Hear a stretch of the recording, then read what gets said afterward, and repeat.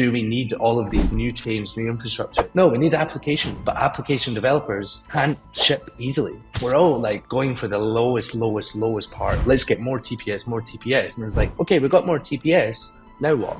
Meet Connor Howe, a pioneer reimagining how financial systems are designed and accessed. He has worked on Enso Finance, Signum Bank, and MyBit, while also contributing to the Ethereum, Polkadot, and Bitcoin ecosystems, focusing on smart contracts, cross-chain solutions, and DeFi innovations. Today, he's here to share his insights, his hard-earned lessons, and his bold vision of the future of crypto. Rather Solana or Ethereum? If you asked me this 6 months ago, I would have said. Thanks, Connor, for being here as the first guest on our new podcast format and interview style. Maybe to start off, I would like to ask you, you've been in crypto since more or less forever. What was your first aha moment that made you realize blockchain would change everything? Thank you for having me on the show, and great pleasure to be the first guest. So thank you very much. The aha moment was in 2016 when I realized I could build fully unstoppable applications on top of Ethereum. So a bit of my history, I was always into cybersecurity. I understood that there was many vulnerabilities of getting inside of systems. And maybe you built some code that other people didn't like and they were able to bring this down. Now with Ethereum and blockchain technology, once you deploy an application on chain as a smart contract, this literally cannot be removed from existence. That was my aha moment. And that's whenever I went full time into this industry. Nice. Yes, it's an exciting time to build on Ethereum. And I see that especially composability is something that a lot of people yet don't understand. That in traditional finance, when you want to work with a financial company, you probably need a ton of meetings, a ton of months discussing getting the contracts first, and then you maybe can get started integrating. In crypto, it's more or less the other way around. You directly see the APIs, you can get started, and you can actually work with the company. And when you see it's working out, you then maybe look for, hey, let's also do a marketing partnership. Yeah, I completely agree. I mean, this was also one of the aha moments was I could build one application that lives on chain. Other people could build other applications and just intertwine and use mine. So one of the early ideas was having a data curation marketplace. Other people have a data fetching software to put it on chain. And all of these can kind of intertwine and use with each other. You could always have reputation systems on top of this, and this idea that you could just focus on one part and you could interact with other people's tools that are already deployed without even sending a message, without even needing to get an API key. And you can truly build what type of application you want, and nobody can actually stop you from doing that because it's an open system, right? That's what's so beautiful about this technology. And the composability part for me is really, really important inside of DeFi. So let's say you interact with one DeFi protocol, you get a wrapped token representing your position. You can then use this in other protocols to wrap it, right? Extending what yield you can get. And this is what one of the main beauties of this technology is. Now, what composability could be in the future and kind of what we try to enable at Enso is that you're able to build full on-chain applications very easily and simply. So developers nowadays need to integrate every single smart contract, every single parameter, every single interrelationship of smart contracts, every single chain.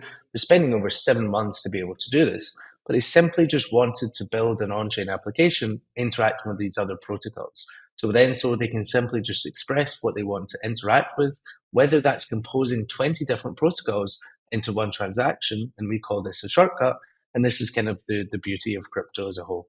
Perfect explanation. That's basically what is now called intent-driven development, intent-driven trading. Maybe could you describe it in some words? What is like intent-driven trading? Sure. I mean, an intent, I think the terminology in the ecosystem, I think is incorrect. And we're actually now transitioning to name it shortcuts. Shortcuts to blockchain, meaning you can get to where you want very easily, very quickly. It's a very human understandable term, whereas intent is more philosophical, more expressive and so forth, but it's very hard for people to tangibly understand it. My interpretation of intent is I have A and I want B, C, and D, and I don't care how to obtain that, right? Now, B, C, and D could be a DeFi position, a token. It could be staked from a smart contract. It could be an NFT position. It could be a combination of all of those above. Now, for a user, what kind of benefits this brings? Let's say you're wanting to interact with a DeFi protocol that requires 5, 6 different interactions of other DeFi protocols beforehand. But you knew that your intent was to get to that ending DeFi protocol, but you're forced to go to 4 or 5 different interfaces, do upwards of even 12, 13 different transactions. And Henley just doesn't make sense for a user to do that, right? Imagine if you wanted to book a flight in the traditional world and you needed to contact all of the airlines, the employees, reload the gas. You need to get all the regulation and jurisdictions for this, get the flight map, get the approvals. It doesn't make any sense, right? Now, this is what intents are in Web3 is I just want to get there. Somebody else figures out how to do this. That's kind of on the user benefit side. On the developer side, we kind of learned firsthand. So Enso started 3 years ago. We started off as a social trading product. We integrated about, I would say, 12, 13 different DeFi protocols.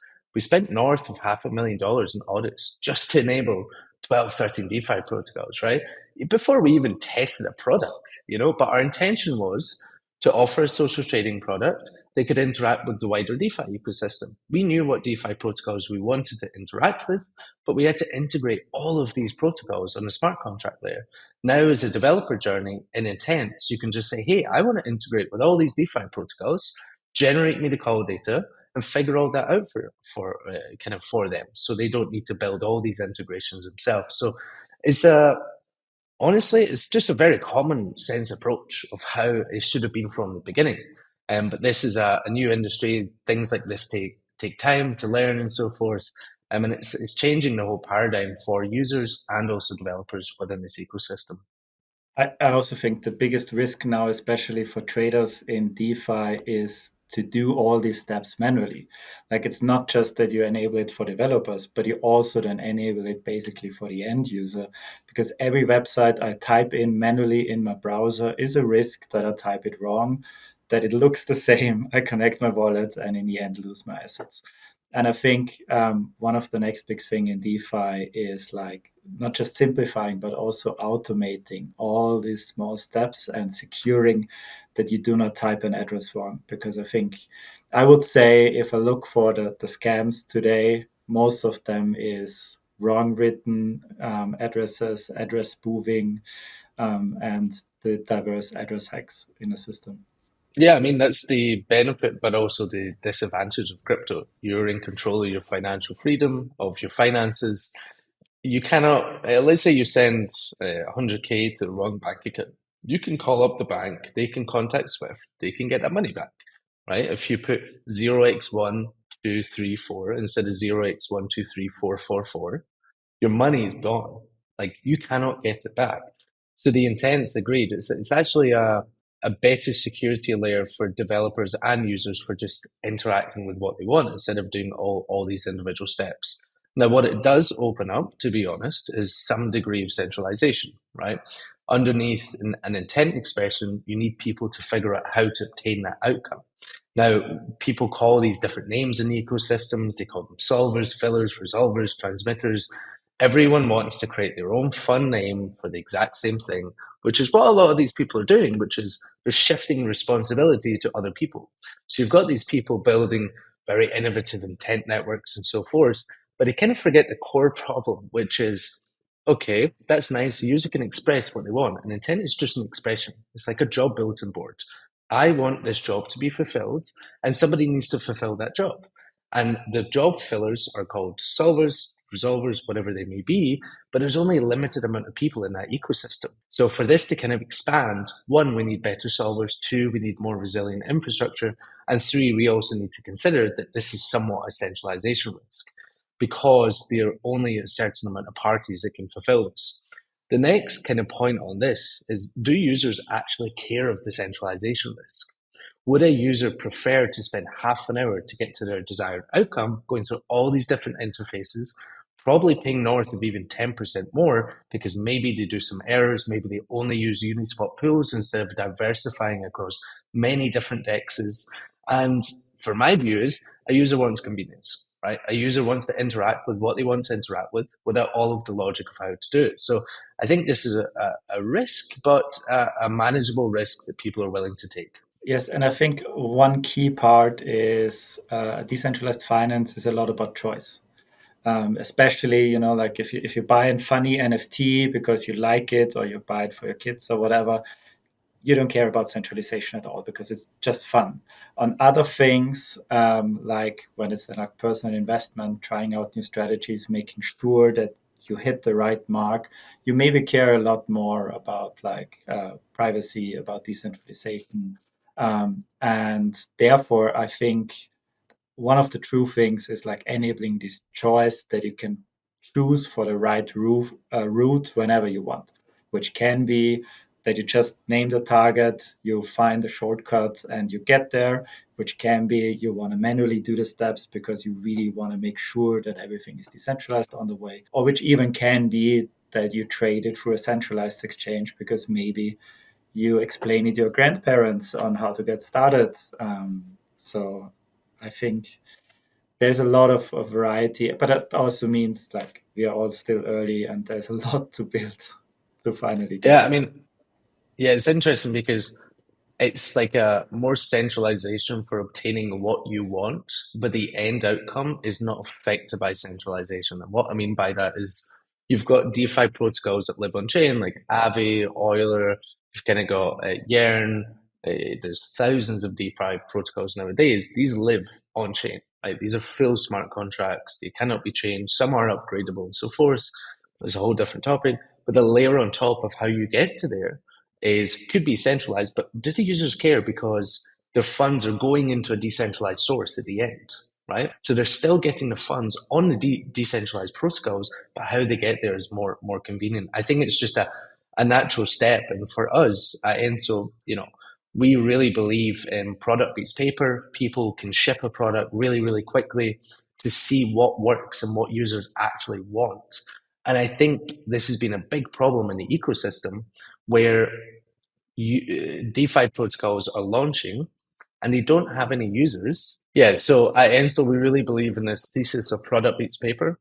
I think the crypto industry is at really a point of fundamentally failing. Um, we are incentivizing the wrong behavior of people like people shipping products. So let's say you're a developer and you're building a protocol on chain. You'll most likely spend over a year for your first iteration or a year and a half. You raise $4 or $5 million as a seed round. You probably burn through most of that. You launch it. You see that you don't have any users, right? So then the question is, shit, I don't have that much money left. What am I going to do? Launch a token, launch campaigns, launch Zele campaigns, Galaxy campaigns, artificially create this traction to then launch a token, and then people just dump the token, right? I don't agree with this at all. And what happened with Enso is we actually spent over a year and a half for the first product iteration because we had to integrate everything manually. Now with intent, you can say, hey, I want to build this product, and you can purely focus on your product than the integrations. So you can release it within a week, 2 weeks, see what the user wants, and just constantly iterate. And I think this is what kind of the industry needs right now. We're incentivizing new layer ones. We've got tons of layer twos now that are purely acidic. Do we need all of these new chains, new infrastructure? No, we need applications. But application developers can't ship easily. We're all like going for the lowest part. Let's get more TPS, more TPS. And it's like, okay, we've got more TPS. Now what? Okay, developers need to ship applications really easily. But then so developers can do that. So kind of a journey that we had of a new product that's launching on top of Enso is called OnPlug, right? This is a drag and drop Zapier of Web3. So you can create these automations of like, if token goes to this price, move position from here, so forth across all the DeFi ecosystem. And they built their MVP in 7 months without Enso. And then they rebuilt their MVP in a day and a half using Enso, right? And if we have more developers doing this, then we can actually get real products that people need within this ecosystem and not just have this pure token economy of a casino. Exactly. It's iterating on the UI. I mean, that's also what's the power for Enso Finance when using Enso is we don't need to work on the smart contracts, because that's the painful thing that costs you months, that you need to re-audit every time you do a change. And that's the painful part.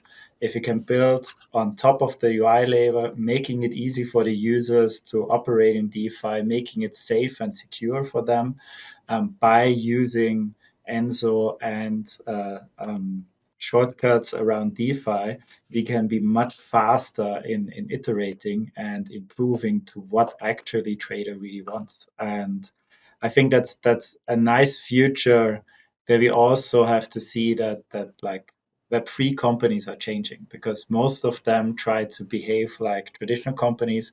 Let's make a vertical integration. Let's make another DEX with another community, with another liquidity sources, with like sort of copy audited smart contracts on a different chain. And I think we have enough of these projects seen in the last 4 years that we know that this is not the right way. I completely agree. You know, this whole space has been about innovation. This is what kind of attracted me so much to this space, was this is new.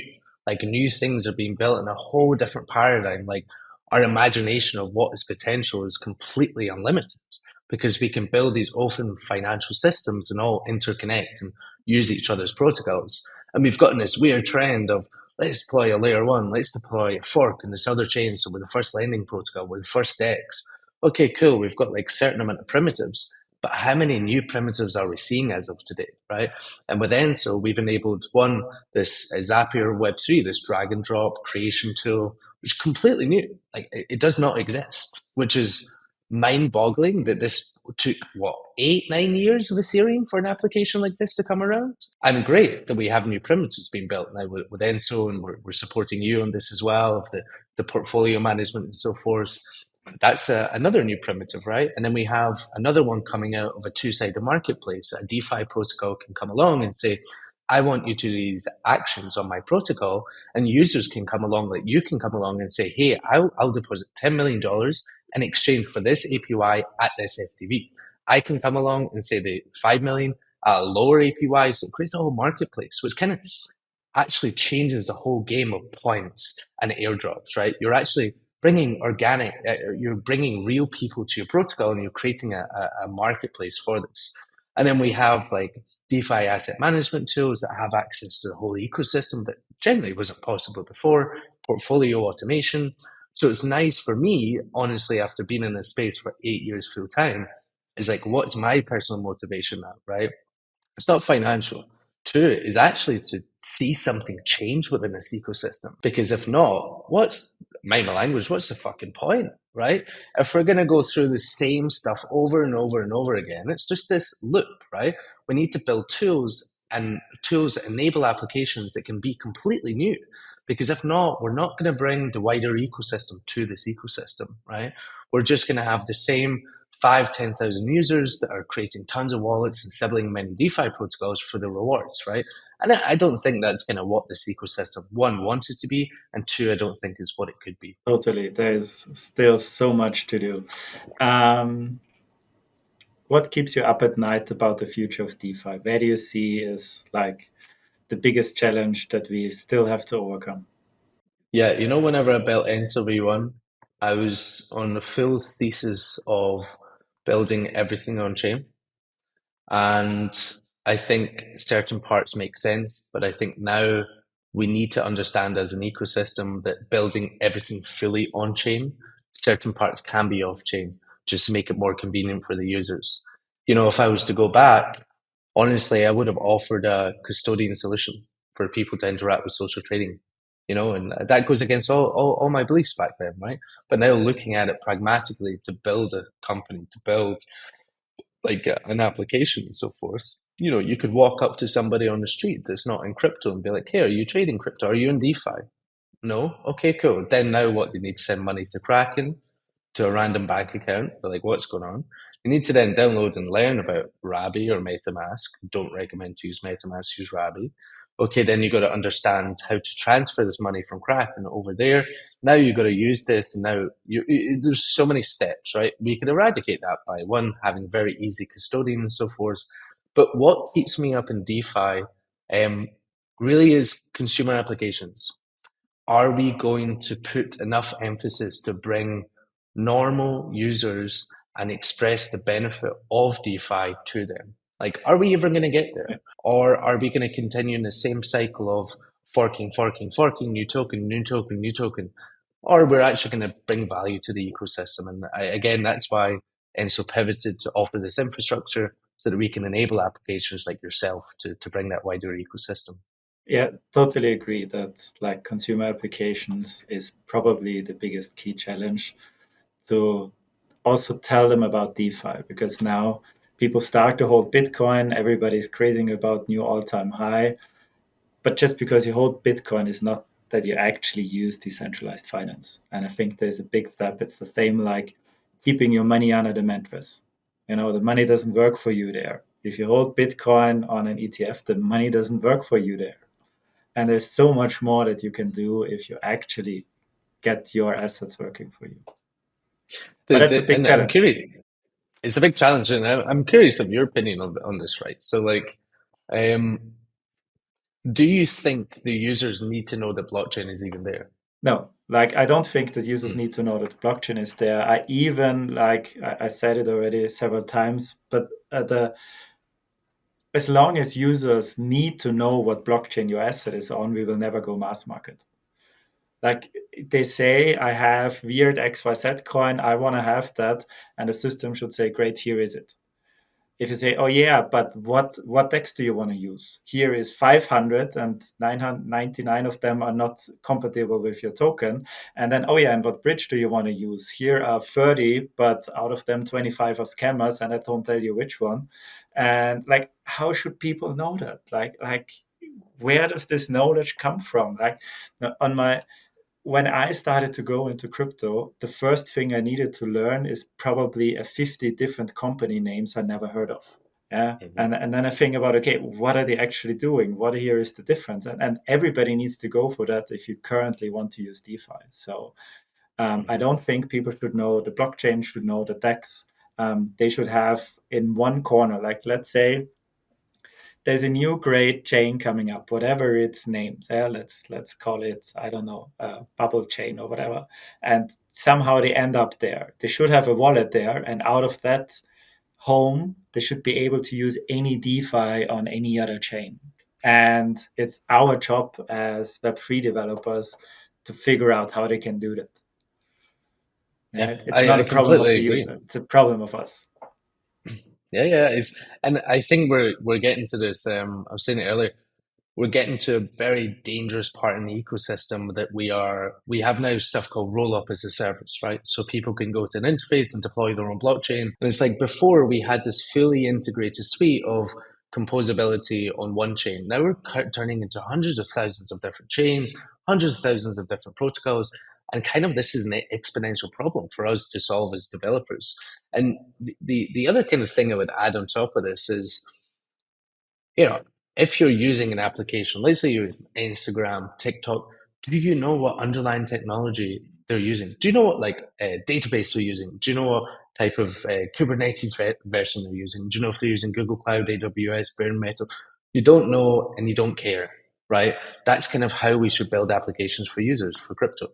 Exactly. It's the same like with your credit card. Who actually understands how a credit card works? And just because it's Visa on it doesn't actually mean that you trade with Visa behind. It's just some small API basically who makes a connection in between. And there is like an acquirer, there is an exchange behind, etc. Just to make your credit card work. And it should be the same in DeFi. But the challenging thing is when will we be there? Because there is a lot to do before this actually becomes reality. I mean, technically, it's possible to do. I think it's more the incentive structure inside of crypto is so fundamentally broken. Mind my language again, it's a bit of a circle jerk. I have more TPS, I can do this, I can do that, right? Who cares? How many apps are deployed on Yeah. you? How many unique primitives and so forth? So again, I think the attention span of the crypto participants as of today is more about token economies. And then how can people sway a narrative to increase the token economy than saying, hey, I have these amount of users. This is what new primitives I built. So I think we're slowly but surely, hopefully, transitioning that kind of mental model. But again, I think this also comes kind of down to the VCs, right? They're flowing tons of millions of dollars in these infrastructure plays. And I'm wondering why new chains still get so much funding. Like they say, oh yeah, but we're focusing on this special kind of games and saying, yeah, here you have 10, 20, 30 million to build it up. And I really wonder why it is the case. For sure, there are some chains which make a really awesome idea and concept, but like three-fourths of them don't really have a reason why this should be in chain. Yeah. The same like, should it actually have a token? People focusing on token economies, but does it actually need a token, this tool? Yeah, I'll move on from this one. I would just say one last thing. You know, there's if you look at maybe some of the top 100 layer ones and so forth, really, we've done some research, and a very good friend of mine, a large investor, had a look into this, and you'll see some of these layer ones. They're great narratives, whatever they may see, whatever they may say, and look at the user count, look at the applications. It's pretty much vaporware, vaporware or just a zombie chain, which is a real shame because then you will have like newer players to this ecosystem that come for a particular belief, and they're actually being tricked. They're being tricked into believing there's a real ecosystem on these chains, but there isn't because a lot of it, one, if they do have it, great, right? Two, if they do have it, you need to look a layer deeper. Is it incentivized? Have they paid those teams money to build on those chains? The users, are they promised tokens? Are they getting free money for interacting with it? Like how many times have you went on Instagram, TikTok, Facebook, whatever it may be, and they say, hey, do these actions and I will give you free shares of our company? Never, right? Never. So anyway, maybe we move on from this one. Yeah, that it's not just bashing others. Cool. Before you started build up Enso, you were at Signum Bank. So Signum Bank is more traditional bank starting to use digital assets. What was the move that turned you into saying DeFi is the focus? Yeah, it's a great question. So I worked for many different companies prior to starting at Enso. Some like early TikTok competitors that were Web3, some IoT tokenization suites that's also known as DePIN now. We were really early into these curves, and eventually I thought, you know, if we're wanting to change the financial industry, and we always the trend was like 6 years ago, 5 years ago, always saying we can build a better financial industry than traditional banking. I felt, you know, for me to confidently say that we can build that, I need to understand it from the inside. So I wanted to join a crypto bank, Signum, fully regulated and licensed digital asset bank, basically fancy words for saying it's a crypto bank, which was the first in the whole world that was legally registered as a bank that you can hold fiat and also crypto. So you could trade, you could interact with their version of their stablecoin and so forth. And I helped build their cold storage, hot storage, second exchange, multi-sigs, and so forth. And whilst I was in there, um, a good friend of mine and I, we would do what we call like crypto, like every single 2 weeks, like a crypto share to the whole company, to like educate people and so forth. And I saw DeFi super, super early, like really super early. I think it only had like, yeah, not that much TVL. I don't want to say a number because I'll probably get it wrong. I remember uni socks went live and they were being sold for like $100. And I was like, who's going to spend $100 in these socks, right? And they went up to 20, 30, 40, 50K, right? Um, I tried to push really hard inside of that company. Hey, decentralized finance is the future. We can actually combine the centralized world and the decentralized into one place. Obviously, if you're regulated from FINMA, like the financial authorities, putting funds into non-KYC positions, and who else is having the other side of that position? Is it Lazarus? Is it North Korea? Is it somebody that's hacked funds? Who knows, right? So it was really, really hard. Whenever I was farming myself personally, I was finding early exploits in like the Balancer token launch for the token emissions. And I think Alameda, which have gone now, they also were one of the first that found this. I started building a like an automated DeFi tool for myself, like an automated farmer. So to enter positions, get the APY, get the rewards, and then dump them, right? Like that's kind of what DeFi farming was. Like the Yam days where you're getting 20, 25,000, all the different food coins that we're launching. And yeah, and from this sharing in the company and also my personal friends and friends inside the crypto, were like, hey, you're going really deep into DeFi farming. Can I give you my money? And I was like, okay, this could be interesting. Why don't I build a tool that I can create my strategies and other people can invest into? And that's kind of how Enso evolved and so forth. And I would say for anyone that's wanting to get into DeFi or like start up a project, I would say do it. Like you will see really how this industry operates, and you need to get what people call in the trenches and get that first-hand experience. If you're just observing from the side, it's really, really, really hard to understand the intricacies of this industry. But for me, it was like one of the real use cases of crypto was like, I can actually use my money on chain and I can interlink all these protocols together. So for me, it was like the first killer use case that made me create my own company. Nice. Yeah, it's like eat your own dog food. Being in the system is tough as a Web3 founder. Like even paying the team every month takes like a day to do everything right, to verify everything. It's not easy to truly use DeFi. But on the other hand, you really understand where things are at and what has to happen next. Yeah, agreed. What's one decision that you did that where everybody thought this is crazy, but it turned out right in the end? Actually, I'm not sure people thought that was crazy. I think what people thought was crazy was we stopped building smart contracts. And even today, it's crazy. So let's say you're wanting to build a tool that integrates with every single DeFi protocol. A lot of other protocols and people, I would probably say 99.9%, are building manual smart contract integration. So you can just envision these like a wrapper solidity contract around others. And we said, this doesn't scale. This doesn't make sense. Like if we're wanting to be the central access point for all of this ecosystem, we need to build a solution that doesn't require us to build a smart contract integration, wait for an audit slot, and then pay God knows how much for the audit and then release it, right? That timeline is months, right? Just for a couple of integrations. So one thing that was actually crazy, and it still is crazy today, we just created this one contract that is able to interact with every single smart contract on chain. It's like a universal gateway to the whole ecosystem. And then what we done was we built the integrations off chain. So we created what we call like a standardization library. We essentially wrapped up all of the ecosystem into like different buckets. So a deposit can be a lending protocol, a vault, it can be an LP, but it's only categorized as a deposit. Before a developer would need to understand the function signature for Aave, Curve, Yearn, and so forth. Now they can just go Aave.deposit, Curve.deposit, and so forth. So we standardize and wrap like all these ecosystems into like deposit, harvest, claim, leverage, borrow, and so forth.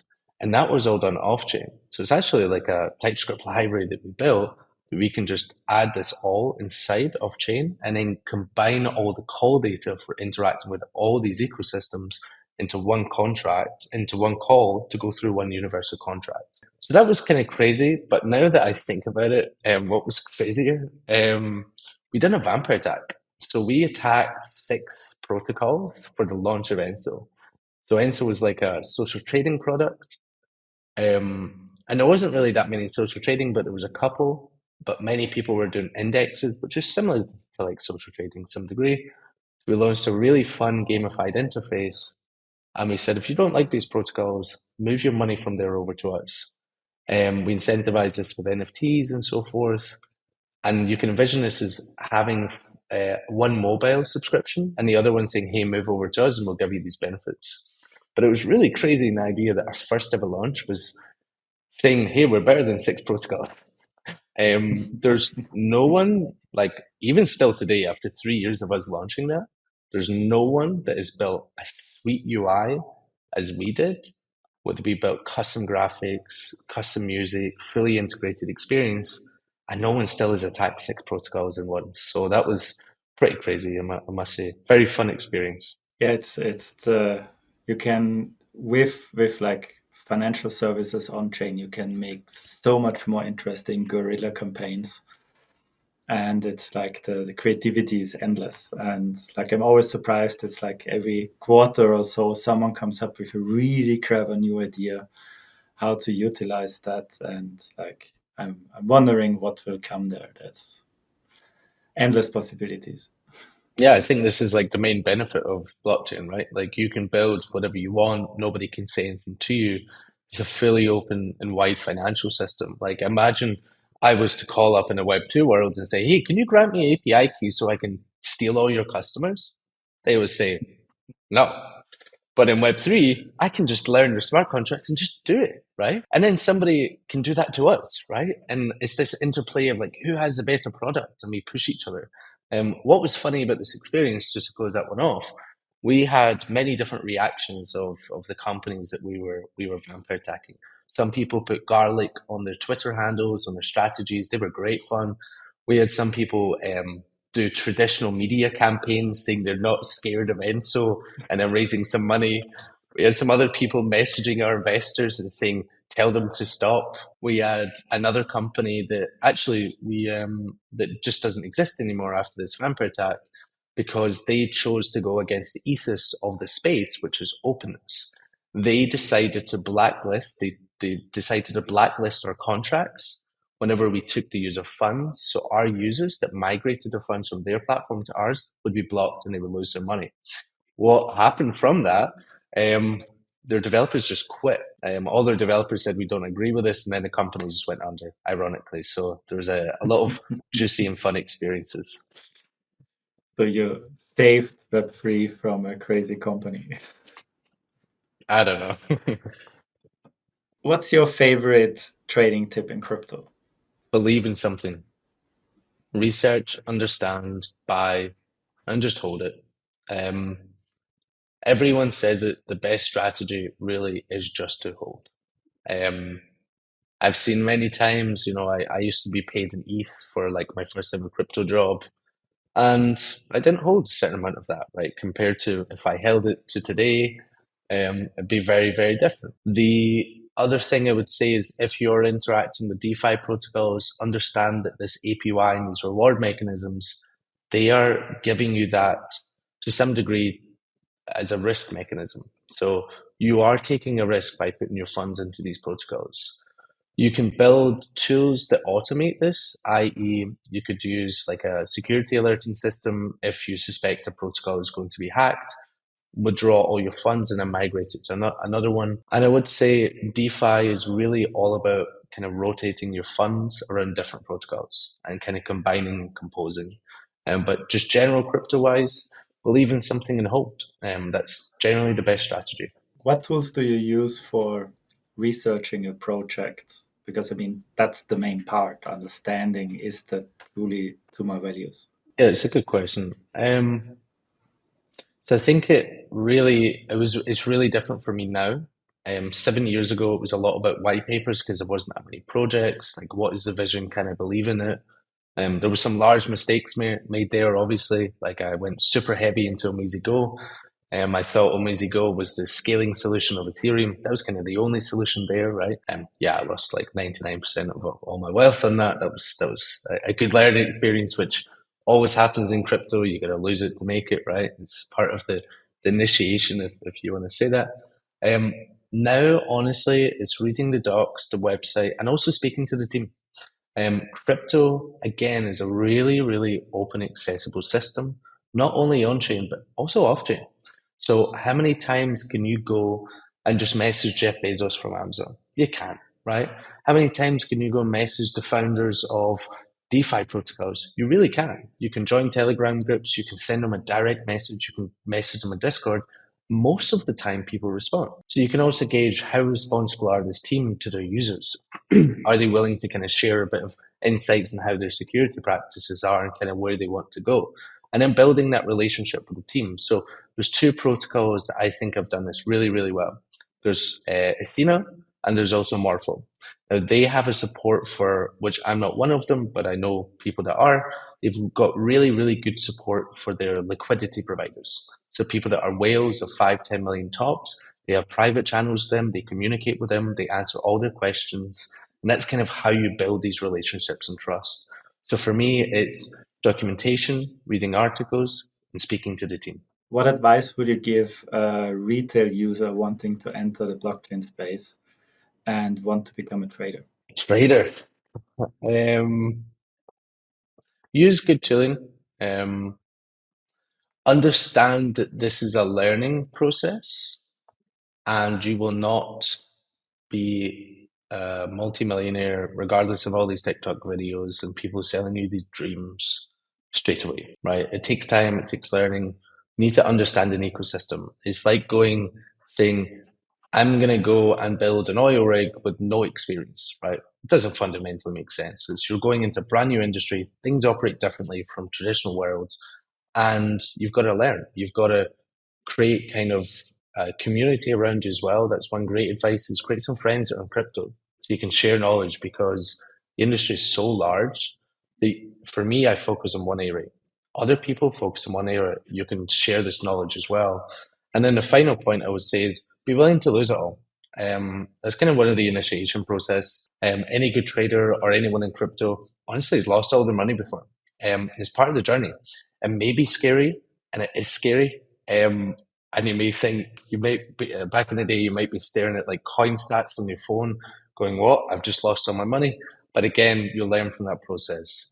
You've got to be willing to lose it to make it. I think that's all very good tips. I also think starting with a much too low amount and staying there for some months is definitely the right way to get started. Like with maybe $50, and because it takes time to understand how things behave, you need to build up your muscle memory for DeFi trading, and that only works if you like tried it out. But that's also the beauty. You can try it out even with like 30 cents, 50 cents, and the systems will behave exactly the same.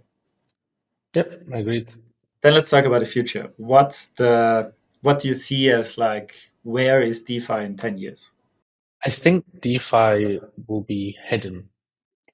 I think it will be behind traditional systems, and retail users will not know they're using decentralized finance, and they will be getting the benefits of decentralized finance.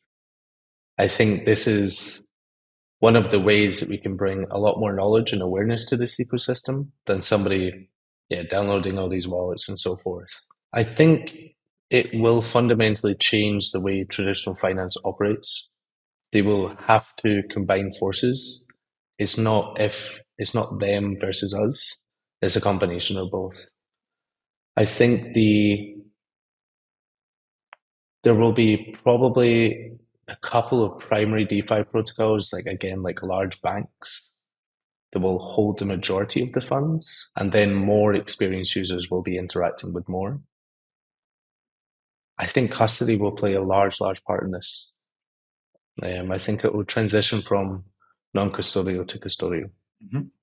Then, so like, I totally get the point that like most people should be able to use DeFi out of their traditional finance, basically like out of the bank account or banking apps, however they work. How do you see like traditional finance tools like BlackRock launched their ETF?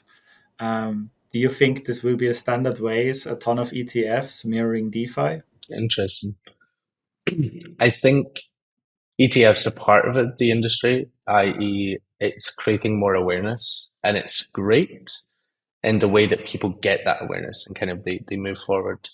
Do I think there will be ETFs of DeFi tokens potentially in the future? Do I think it'll be DeFi positions? Most likely not. I think you're going to have brokers that are going to manage that for other people.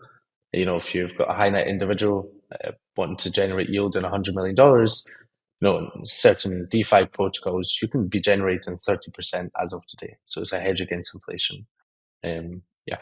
Then let's maybe for the last part, let's go in some more rapid fire questions. Rather Solana or Ethereum? You asked me this 6 months ago, I would have said Ethereum, now Solana. Why? I've been Ethereum full time for 8 years. It's quite controversial. Solana has a real builder mentality. People are building applications with real users.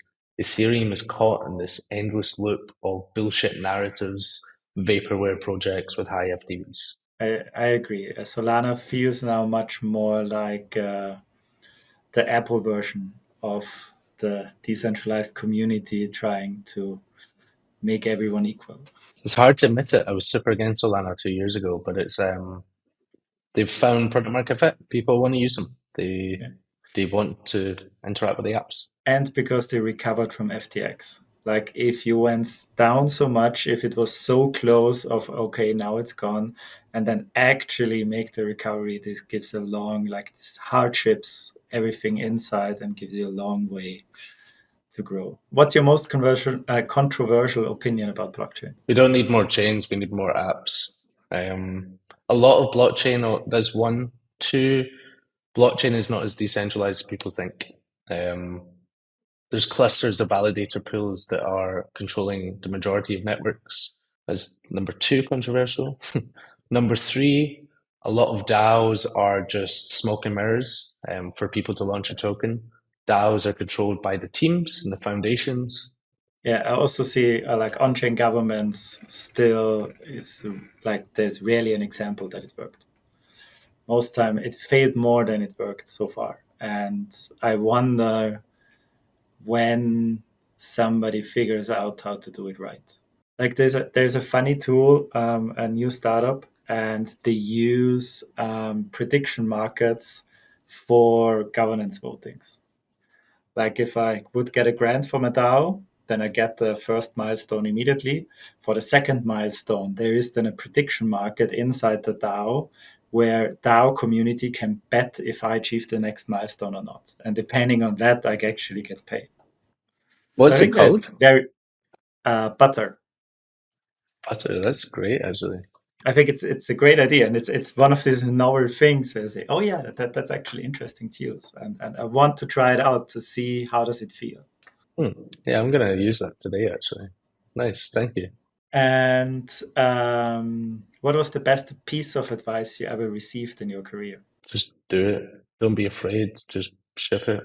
I think so many people get scared of releasing something that's not going to be perfect, and everyone thinks they're going to be so detailed of looking at their protocol and calling them out. And yeah, one of the best advice is really just release it and see what works. Don't get caught up in your mind and just try it and execute and release and iterate. If you're constantly thinking about what it could be, you're never going to know the truth. Like, Brian Armstrong from Coinbase, I don't think people know this. Coinbase started off as a Bitcoin wallet. That's like how they started. When they spoke to users, they learned, they iterated, they had no intention of being an exchange. Their users said, "This is nice, it's a nice product, but where do I get Bitcoin?" And that's for one button just on a Bitcoin wallet. That's how Coinbase started, right? That's how the progression of it. It was just a button. That's all they wanted. So they just wanted to have one button in their wallet of how to buy Bitcoin. And then they learned all the regulations, all the things that go inside of it. And that one button converted into one of the largest exchanges in the world. Yeah, that's builders try out and redefine. I also think that like the feedback you get is like 1,000 to 1 when you have it theoretically there as hey, this could be an interesting idea versus the worst ever prototype that you actually put out there. Oh yeah, we know this firsthand. We done the social trading. We worked with a wonderful design agency and UX research agency within Switzerland. They done like IKEA, the national like Swiss rail app. The UX was wonderful, and during user tests, people were like, "Yeah, we'd use this. No, great application." Launched it, nobody used it. And then we launched a DeFi super app. Again, everyone's like, "Yeah, we love this. Add this feature." Launch it, nobody used it. So again, another advice would be, one, don't really trust user tests, to be honest. Two, just ship it and get the initial feedback. And if people aren't using it, you need to iterate. Like, don't be scared of pivots. Most successful companies come from pivots. And if you're a founder or somebody wanting to build in DeFi, get rid of your ego and understand that you're not building for yourself, you're building for other people. And that's the only way you'll find product market fit. Yeah, totally. Then maybe as a final statement, if you could set one message to every person interested in DeFi, what would it be? Try it. Don't think, just try it. It's like you want to travel, you go to a different country, just try something new. See if you like it. Start learning, start iterating, and find your niche. Find something that you're personally interested in, whether the market's interested in it or not. It depends on your perspective, right? If you're wanting to just trade on the potential future value of something or the value now or the perceived value that other people see. There's many different layers to this, but I really would say just try it, just learn, try something new, and find a nice friend group of people in crypto and share knowledge.